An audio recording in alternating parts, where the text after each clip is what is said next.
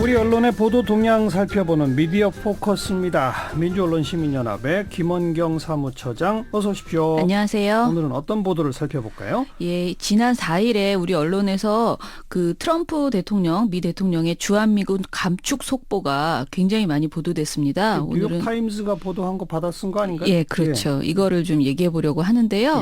일단 4일에 YTN, 연합뉴스 TV, 그리고 경향신문, 중앙일보, 조선일보 등 대다수 매체에서 트럼프 주한미군 감축 검토 지시라는 속보를 냈습니다. 네네. 따라서 주한미군 논란은 일파만파로 퍼져나갔어요.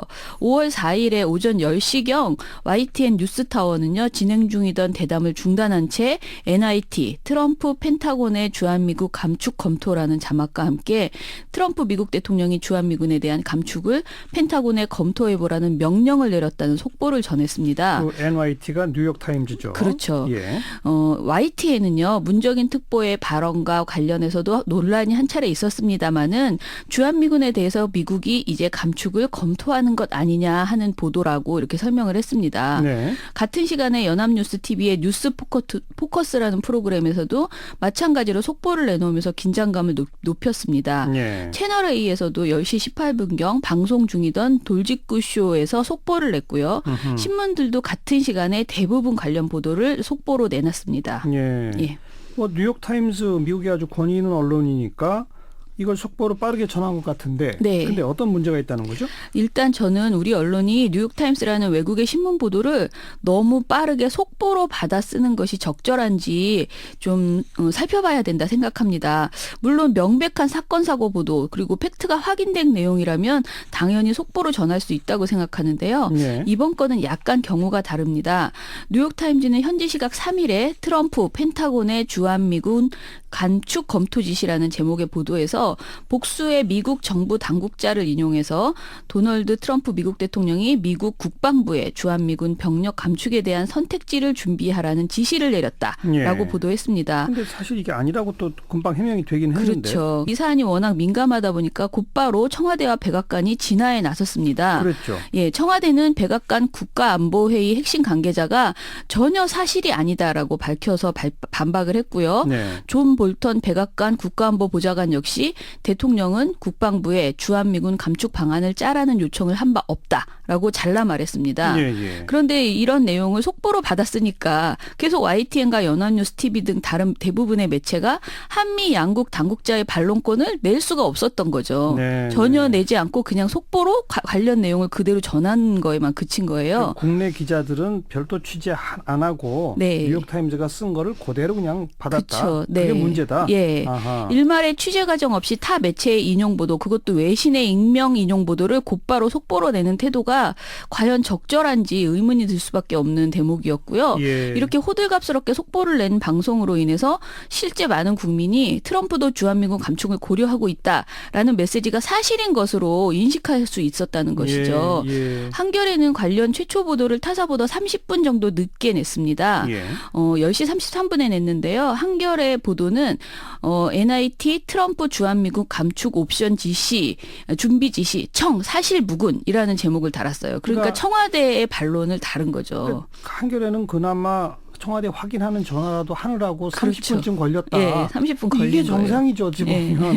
예. 그래서 타사가 모두 속보에 매달리며 트럼프의 주한미군 감축 검토 지시를 부각한 것과는 한겨레가 좀 다른 태도였다라는 것입니다. 네. 예. 그런데 아까도 잠깐 언급이 있었습니다만 왜 문정인 특보가 이 외신에 기고하면서 네. 주한미군 감축 부분을 거론했다가 네. 뭐 특히 보수적 성향의 언론으로부터 아주 문매 수준의 비판을 받았잖아요. 네, 맞아요. 뉴욕타임스 보도를 받았으면서 그렇게 비판을 하던가요? 아니요. 비판 하지 안 해요? 않았습니다. 뉴욕타임스는 서두에서요. 이렇게 말했습니다.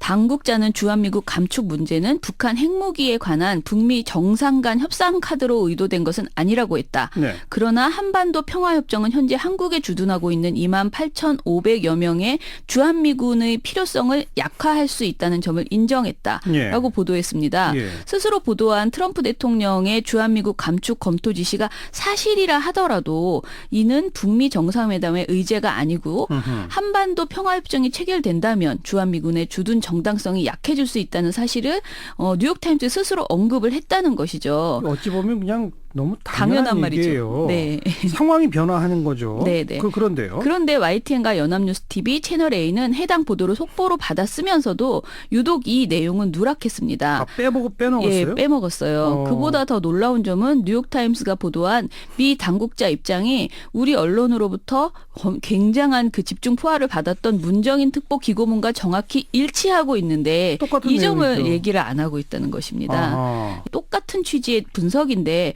우리 언론은 문정인 특보에게만 주한미군 철수론자라면서 비판을 퍼부었고 뉴욕타임스 보도에 대해서는 아무런 지적 없이 그냥 속보만 받아쓰고 또 그나마 그 내용은 빼버린 것이죠. 예, 굉장히 우스꽝스러운 왜곡이자 편협한 이중잣대가 아닌가 그런 생각이 들었습니다. 뭐 사실 이 주한미군 문제가 왜 거론되는지 네. 평화협정과 어떤 관련이 있는지 네. 이런 걸 좀 차분하게 분석해주는 그런 그런 게 기사가 있어야 되는데. 되잖아요. 예.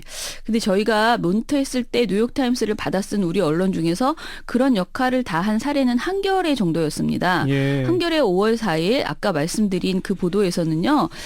청와대 반론까지만 보장한 것이 아니고 뉴욕타임스 보도의 상세 내용을 모두 전하면서 그 의미를 짚었습니다. 예. 특히 미국에서 거론되고 있는 주한미국 논의가 한국과의 방위비 분담금 협상 차원의 문제이지 북미 정상회담과는 별개라는 점을 주목해서 보도했습니다. 네. 한겨레는 트럼프의 감축 검토 지시가 사실이라 하더라도 적대국들은 물론 동맹국들에 대해서도 협상용으로 군사 무역 분야에서 강경한 언급과 조처를 해온 점을 감안하면 이번 지시가 실행 단계로 접어들지 않을 개연성도 상당해 보인다라고 분석하기도 했습니다. 뭐 이런 가능성 저런 가능성 등등을 다 언급한 거군요. 예, 그렇죠. 예, 그래서 이런 보도 태도는 사실 타 매체에서는 볼 수 없는 상세한 분석이었다 이렇게 할 수 있습니다. 그러니까 최소한 뉴욕타임스가 그런 보도를 하면 청와대에 확인하는 전화 정도는 해라. 그렇죠. 이게 1번이고 네. 그 다음에는 조금 정신 차리고 예. 차분한 분석 기사 덧붙여달라. 예, 예. 그거 아니겠습니까? 예, 맞습니다. 네. 또 다른 사안 볼 거 없습니까? 한 가지 더 가지고 왔는데요. 혹시 이런 사안이 있었습니다. 누군가가 타인의 영업점에 정치적 항의의 표시로 세월호 리본을 낙서처럼 그렸습니다. 예. 그런데 이걸 보고 조선일보와 TV조선이 세월호 리본 낙서가 유태인을 색출함을 붙였던 다윗별 같다라고 비난을 하고 나서고 있습니다. 네. 저는 정치적 입장이 다르다는 이유로 타인의 영업장소에 낙서를 하는 행위는 분명 바른 태도가 아니라고 생각합니다. 하지만 누군가 스프레이로 세월호 상징 리본을 그렸다는 이유만으로 세월호 참사의 상징인 그 리본을요. 나치의 다윗별에 비유하는 것이 적절한가 이렇게 묻고 싶어서 이 주제를 가지고 왔습니다. 어떤 사안입니까 이게? 일단은 4월 30일 정선산 씨가 운영하는 한 음식점에 노란색 스프레이로 세월호 추모 리본이 그려졌고 너의 미친 신념보다 인간된 상식적인 도리가 먼저다. 가당치 않은 신념 따위로 사람이 먹는 음식을 팔다니라는 글씨가 써있는 벽보가 이 음식점에 붙었다는 겁니다. 누가 했는데요? 누가 했는지는 아직 모르고요. 아무도 모르게 한밤중에 했다? 네, 네. 아, 이건 문제가 있죠. 어쨌든. 그렇죠. 네. 그리고 정선산 씨는 뮤지컬 요독 스토리를 제작했던 탈북민입니다. 예. 정 씨는 이번 사건이 MBC 스트레이트 4월 22일 방송과 연관이 있다고 주장했습니다. MBC 스트레이트에서 세월호 유가족들을 모욕하고 조롱한 일명 폭식투쟁의 배우에 삼성이 있다는 내용을 보도했는데요. 예. 이 화면 중에서 해당 집회, 그러니까 폭식투쟁 집회에 참여한 정선산 씨의 모습이 나간 뒤에 그리고 화면은 나갔어요? 네, 나갔습니다. 거기에 그 사람의 이름 같은 것은 나오지 않았는데 얼굴은 나갔고요. 네. 정선산 씨인지 아는 사람들이 이것을 보고 인터넷 커뮤니티와 소셜미디어 등에서 정 씨 가게에 대한 불매 운동을 시작했다는 것입니다. 아하. 그리고 자신의 가게에 이렇게 추모 리본을 그리고 비난 벽보를 붙인 것도 이런 불매 운동의 일환으로 보고 있다라는 게 정 씨의 주장입니다. 예. 실제로 MBC 스트레이트 보도 보면 그렇게 나간 건 맞고요. 정성산 씨 모습이 나갔어요. 네, 저도 이분의 모습은 처음 알았는데 분명하더라고요. 그런데 폭식투쟁 집회에서 주최자인 사람 옆에서 뭔가를 먹으면서 함께 웃고 있는 모습이 보입니다. 예. 그리고 MBC에서는 그의 이름은 밝히지 않았지만 많은 사람들이 이 정선산 씨가 폭식투쟁을 예전에 지지했었다는 사실을 알고 있었던 거예요. 그래요. 왜냐하면 왜냐하면 이분이 자신의 SNS로요. 당시에 9월 6일 광화문 대첩 때 제 돈 거의 200만 원 이상을 기부했다. 아깝지가 않았다라는 글을 올린 적이 있고요. 광화문 9월 6일 광화문 대첩이라는 게 그 폭식투쟁이 이게 폭식투쟁 그 집회였습니다. 단식하는 세월호 유가족 옆에서 음식 시켜서 먹었던 네, 그거. 음식과 맥주 등을 먹더라고요. 예. 그리고 당시에 또 유민 아빠 김영호 씨가 특별법 제정을 요구하며 단식을 한 적이 있는데요. 네. 이때 김 씨가 정치적 프로파간다를 가장 잘 아는 정치 협작꾼이다라고 비난을 하고 이 유민 아빠에 대해서 많은 비하적 표현과 욕설을 퍼붓기도 했었습니다. 네. 정성산 씨의 이런 전력은 사실 검색을 해보면 많이 드러납니다. 그러다 보니까 스트레이트 방송 이후에 이런 불매운동이 이어진 것으로 보입니다. 이런 그 전후 사정을 좀 아는 사람이기 때문에 아마도 세월호 그 노란 리본을 거기다 그린 것 같군요. 같아요. 맥락상으로 네. 보면. 네. 근데 아무리 그래도 정 씨에 대한 공격은 부적절하다고 생각하고요. 다만 이것을 가지고 비판하는 것은 좋은데 TV조선과 조선일보, 문화일보가 너무 침소봉대하면서 사건을 과장하고 있다는 것입니다. 네. 세월호 참사 추모 세력이 선량한 시민을 공격했다라고 비판하고 있고요. 어허. 이 정도도 괜찮아요. 그런데 세월호 리본을 나치의 다윗별에 비유하는 것은 좀 지나치다라는, 좀이 아니고 많이 지나치다, 세월호를 모욕하는 것이다, 이런 예. 생각이 들었습니다. 추모의 의미가 담긴 것을 예. 나치가 유대인을 색출하는 낙인 찍기 위한 다윗별과 동일시했다. 네네. 좀 그렇죠. 예.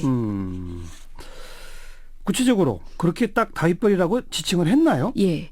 5월 9일 TV조선에 김광일의 신통방통이라는 방송이 있는데요. 이 방송의 진행자 김광일 앵커가 방송을 시작하면서 오프닝 멘트를 이렇게 말합니다. 예. 요독 스토리라는 뮤지컬이 있습니다. 북한 정치범 수용소 실태를 고발했던 뮤지컬이죠. 이 요독 스토리를 제작한 정성산 씨, 그 사람도 북한 수용소를 탈출한 사람입니다. 네. 이 사람은 4년 전에 세월호 단식 논성을 비판하는 한 집회에 참석한 적이 있습니다. 이 사람이 생계를 유지하기 위해서 인천에 냉면집을 운영하고 있는데 지난주 이 가게 유리에 누군가 스프레이로 세월호 리본을 휘갈기고 벽보까지 붙여놨습니다. 가당차는 10년 따위로 사람이 먹는 음식을 팔다니, 그렇게 써놨습니다. 세월호 참사를 상징하는 노란색 리본이 이제는 사적인 공격 도구로 쓰이고 있습니다. 이래서는 안 될 것 같습니다. 나치가 유태인을 색출하며 붙였던 다윗별 같다는 분석도 있습니다. 딱 이게 제가 일부러 길어도 다 읽어드린 겁니다. 예. 이 오프닝 멘트를 보면 일단은 심각한 왜곡이 존재하는데요. 정선산 씨에 대해서는 탈북민이라고 하면서 매우 그러니까 동정심이 가게 하는 그런 내용으로 이제 말을 하면서 정작 이분이 그 세월호 그 집회에서 어떤 행동을 했는지는 구체적으로 언급이 없었고 이야기를 하지 않고 있습니다. 마치 그냥 쭉 들으면 탈북민이어서 이런 피해를 당할 것 같은 그런 느낌이 좀 드는 그런 내용이었고요. 예. 근데 이런 보도 태도는 조선일보에서도 비슷했습니다. 정선산 씨가 받은 충격과 그의 일방적 주장은 잘 담아줬는데 폭식투쟁 참여한 것에 대해서는 제대로 언급하지 않고 있습니다. 네. 그리고 또 조선일보 10일자 만물상에서도요. 정 씨를 비난한 그 사람, 그러니까 누군지 모를 그 사람을 예. 중국 문화 대혁명 당시 홍위병, 유태인들을 죽인 독일 나치에 비유했습니다. 이성과 양식이 사라진 자리에 광기가 싹튼다. 자기 의견만 옳고 다른 의견에는 폭력도 불사하려는 듯한 요즘 세태에 두려움을 느끼는 건 정 씨뿐이 아닐 것이다. 라면서 칼럼을 마무리하거든요. 뭐 백보를 양보해서 네. 이런 세월호 추모 노란 리본이 예를 들어서 뭐 자유한국당 지역 당사 모두에 이렇게 쓰여졌다든지 네네. 뭐 이러면 이 정도 칼럼이 있을 수 네네. 있을 것 같은데 네. 한 건을 가지고 그것도 뭔가 이 폭식 지표와 연결되어 있는 그 맥락은 딱 빼고 네. 조금 좀 강하게 썼군요. 네, 저는 예. 좀 강하다고 생각하고요. 예. 한 가지만 더 말씀드리면 문화일보에서 사설에서요. 뭐라고 했냐면 이번 사건은 현 정권의 적폐청산 동조자 소행으로 보이는 사실상 테러 사건이라고 규정을 했습니다. 예. 이 사안에 대해서 제가 두둔할 수 없는 행태인 것은 분명한데요. 예. 지금 지금 보수 언론들이 하고 있는 이런 식의 행태는 사실은 선정적인 선동에 불과하다라는 생각이 듭니다. 특히 세월호를 추모하는 유가족과 많은 시민이 아직도 세월호 리본을 달고 다니고 있습니다. 예. 그런데 이것은 정치적 표식을 다는 것이 아니고요. 진상규명을 촉구하고 안전사회를 만들어달라는 요구입니다. 이에 대해서 나치의 표식과 비슷하다라고 하는 것은 너무 비약이고 억지고 이런 표현도 폭력이라는 생각이 듭니다. 네, 알겠습니다. 여기까지 수고하셨어요. 예, 감사합니다. 민주언론 시민연합 김원경 사무처장이었습니다.